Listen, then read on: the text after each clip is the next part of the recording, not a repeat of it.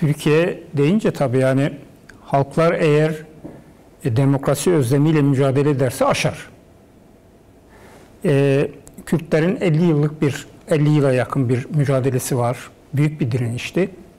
Bu direniş aslında Türkiye'de demokrasinin gerçekleşmesini zorladı. Gerçekleşmesi için çok büyük bir kaldıraç sağladı.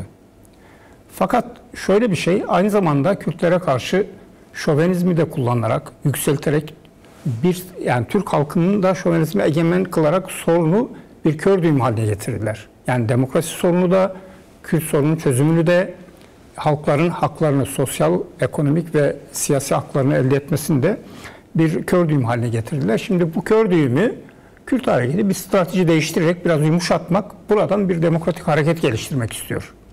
Bu yani enternasyonalist bir şey söyledi yani Garopaylan. Yani aslında bunu yapması gereken işçi sınıfı ve Türk halkı daha çok. Yani Kürtlerin tabii ki barış hakkıdır. Demokrasi zaten hakkıdır. Öz yönetim zaten hakkıdır. Başkasının cebinden bir şey de istemiyor yani. Verilmemiş haklarını verilmesini istiyor. Parça parça mı olur, toptan mı olur?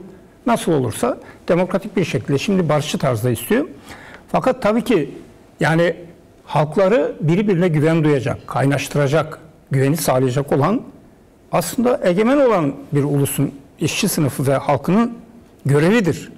Yani hani Kürtlerin barış istemek hakkıdır ama Türk halkının ve diğer halkların yani barışı sağlamak ise mücadele görevidir yani. Dolayısıyla eğer biz bugünden sonra bugüne kadarki mücadeleleri ve basarak yani daha doğrusu o mücadelenin omuzları üzerinde yükselerek büyük bir demokratik mücadele seferberliği yapabilirsek faşizme karşı, Garo tabii ki otoriter bir rejim olarak şey yaptı bunu ama açık söylemek lazım. Ya faşist bir rejim var. Bu faşist rejimin değişmesi lazım. Barışçı yollarla mı, demokratik yollarla mı nasıl değişecek onu göreceğiz. Tabii ki şimdiye kadarki mücadelelere dayanarak çok büyük bir seferberlik içine girmek lazım. Yani özellikle Türk halkının yani Batı'da eğer rejim destekleyen önemli bir güç varsa şovenizmden ne yapılmış diyelim zehirletilmiş geniş kitleler varsa bu kitleleri değiştirecek olan gerçekten haklar için mücadele seferber edilmeleridir. Yani biz bundan sonraki mücadelede aslında buna ağırlık vermemiz lazım. Kürt Halk Önderi Abdülhak Öcalan da bu çağrıyı yapıyor. Yani herkes kendi sorumluluklarının gereğini yerine getirmelidir. Tabii. Barışla ilgili, demokrasiyle ilgili, demokratik entegrasyon yasalarıyla ilgili herkesi sorumluluk üstlenmeye davet ediyor. Dolayısıyla yani rejim cenahından bakacak olursak rejim şöyle yapıyor. Yani Kürtlerin barış isteğini, Sayın Öcalan'ın barış çağrısını, silahsız bir mücadele stratejisine geçişin kendisini adeta bir manevra gibi kullanıyor. Adeta diyorum yani mutlaka %100 manevra yapıyor demiyorum. Mutlaka bazı etkileri olacaktır. Yani rejimi de geriletecek bazı etkileri olacaktır ama büyük ölçüde bir manevra olarak kullanarak yani faşizmi sürdürme en az hakla bu süreci atlatma, sonlandırma şeklinde manevraya dönüştürmek istiyor. Buna müsaade edilmemeli. Bu manevra galip gelirse tabii ki yani sonuçta büyük değişiklikler olmaz ama bu manevrayı, bu hesabı, bu kötü hesabı yani kötü niyetli hesabı rejimin kendisini kalıcı kılmak için yani faşist bir rejimin kendisini kalıcı kılmak için bunu bir manevraya dönüştürme, oradan bir kitle desteği sağlayarak biraz daha ömrünü uzatma şeklindeki bir politikası eğer değiştirilebilirse, mücadele yoluyla tabii yani püskürtülebilirse böyle bir manevra, bunun yerine yani işçi sınıfının, gençliğin, kadınların, Alevilerin, Kürt halkının demokratik özlemleri yönünde büyük bir seferberlik, mücadele, güncel taleplerle mücadele, ekonomik talepler dahil, sosyal haklar için mücadele dahil, bu mücadeleler içinde halk hakikaten kendi deneyimleriyle bir demokrasinin gerekliliğini, bir faşizmin gereksizliğini, tasfiye edilmesi gerekenin faşizm olduğunu, yani demokrasi olmadığını, demokrasinin baskı altına almasının, demokratik özlemlerin baskı altına almasının halka karşı bir şey olduğunu anlayabilirse bence o zaman büyük bir değişim yolu açılabilir. Yani bu kangren olmuş mesele. Eksik olan bu. Bence de. Yani kördüğüm olan bu. Yani kangren olan bu. Bu kangreni biz mücadeleye halkı seferber ederek en barışçı mücadeleler, en basit taleplerle mücadeleler içinde halka eğiterek, işçi sınıfının kitlelerine eğiterek, gençliğe eğiterek, kadınların geniş kitlelerine eğiterek, emekçi kadınların geniş kitlelerine eğiterek örgütlü bir güce dönüştürebilirsek tabii ki rejimin bu hile hurdayla bir manevraya dönüştürmesini de yenilgiye uğratıp demokrasinin zaferine doğru ilerleyebiliriz. Yani Tabii mümkündür. Böyle bir şey mümkündür. Tabii diğer şeylere geleceğiz yani hani Suriye'de savaş isteyip de yani kardeşlik etmenin ne kadar... Onu bir sonraki tura bırakalım. Gazze konusunda Garon'un söylediğine katılıyorum ben. Yani Alman faşizmi diğer sömürgelere karşı çıkıyordu Hitler. Diyordu ki siz sömürgecisiniz, biz sömürgelerin özgürlüğünden yanayız. Kendisi de en büyük sömürgeciliği yaptı yani. Şimdi Erdoğan'ın yaptığı da bu yani. Yani lafta karşı çıkarken fiilen karşı çıktı falan yok yani. O da sahtekarlık. Fakat kendisi Kürtlere eğer hak yoksunluğu, haklarını gasp etmeyi ve kirli bir savaş uyguluyorsa o zaman senin ona diyeceğin hiçbir şey yoktur. Hiçbir etkinde olamaz yani. Gülistan arkadaşım belirttiği komisyon üyesidir galiba, ben öyle biliyorum. Doğru. Şimdi taslaklar hazırlayacak. Yani silah bırakanların ve bütün içeridekilerin bırakılması, terörle mücadele kanunun kaldırılması, demokratik kanunlar yapılması yönünde öneri taslakları hazırlayacak. Şimdi bunun için oyalanmaya hiç gerek yok. Bir. İkincisi, komisyonun önemi aynı zamanda bütün önerilerin halka şeffaf biçimde, açık biçimde ve halkı tartıştıracak biçimde bu sorunda düşünecek, çözüm önerecek, halkın da çözüm önerecek biçimde düşünmesi için komisyon var olmalı yani. Dolayısıyla mesela büyük bir şey yani mecliste, parlamentoda görüşmeler, oturumlar televizyondan açık yayınlanıyor. Mesela komisyon görüşmeleri de açık yayınlanabilir halka ve yayınlanmalıdır da. Yani dolayısıyla halk bu soruna yöneltilmeli, bu soruna nasıl çözümler üretileceğine dair fikirsel tartışmalar halkı da kendi katmalı. Yani sadece dinleme değil, bütün geniş halk kitlelerine yani örgütlü kitleler olduğu gibi örgütlü olmayan kitlelere de açık tartışmalar yapılmalı. Böylece kısa sürede yani bu tartışmaları yaygınlaştırmalı.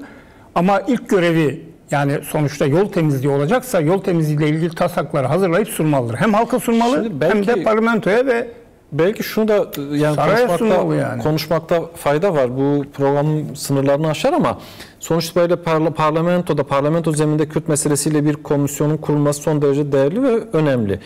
Fakat toplumun çoğunluğuna baktığımızda Garup Aylan'ın söylediği gibi yani kimse ben savaş istiyorum, kan dökülsün demiyor. Herkes istiyor ama bir seyirci pozisyonda çoğunlukta böyle de bir tablo var. O zaman herkesin gerçekten kendi komisyonlarını kursunlar, köylerde, kasabalarda, izleme komisyonları kursunlar, yurt dışında yani toplumun örgütlemesi de gerekli sürece ilgili ne yapmak gerekmez mi? Tabii ki yani. Yapması gerekir ama komisyon eğer halka açık tartışmalar yapabilirse yani yayınlayabilirse mesela yayınlayabilirse halkta bu tartışmalar gelişir. Ben o kanaatteyim.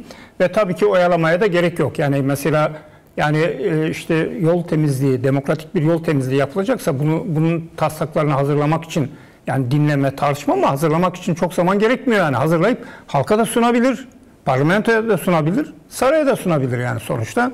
Peki. Ve yani gece yarısı torba yasalarla binlerce yasa, yüzlerce binlerce yasa yapıldı da yani Kürt sorununda demokratik istenirse yapılır. İstenirse yapılır. Ve bunun sonucu olarak da yani eğer içeridekiler serbest bırakılırsa tabii güven ortamı işte gelişir. İmralı ile görüşmeler yapılabilirse yani serbest görüşmeler yapılabilirse çok önemli bir şey. Mandela ile görüşmeler yapılırken sonuçta Mandela dışarı bırakıldı. Önce bir villaya bırakıldı. Orada tartışmalar yapıldı. Ardından da serbest bırakıldı. Yani bütün görüşmelerin yolu yani bütün barış görüşmelerin yolu böyle geçer. Bunu yapmıyorsa o zaman niyeti iyi değil ama bizim bunu zorlamamız gerekir. Şimdi tabii yani bu kılıcı sembol olarak sallaması demeç olarak yani bunun %50'si bir tehdit. Ama %50'si tabii ki gerçek. Yani mekanik koyuyorum daha iyi anlaşılsın. Tabii bu kadar mekanik değil toplumsal olaylarda ama şimdi kılıcı sallayarak örneğin Suriye'de özerk yönetimin biat etmesini hızlandırmak istiyor. En az hakla biat etmesini. Niye biat etmesini istiyor? Suriye'nin bütünlüğünü savunduğu için değil. Suriye'nin bütünlüğünü bozan başta şeydi yani Erdoğan işgaliyle yaptığı iç savaşı yürüttü ve şimdi Suriye'yi yuttu.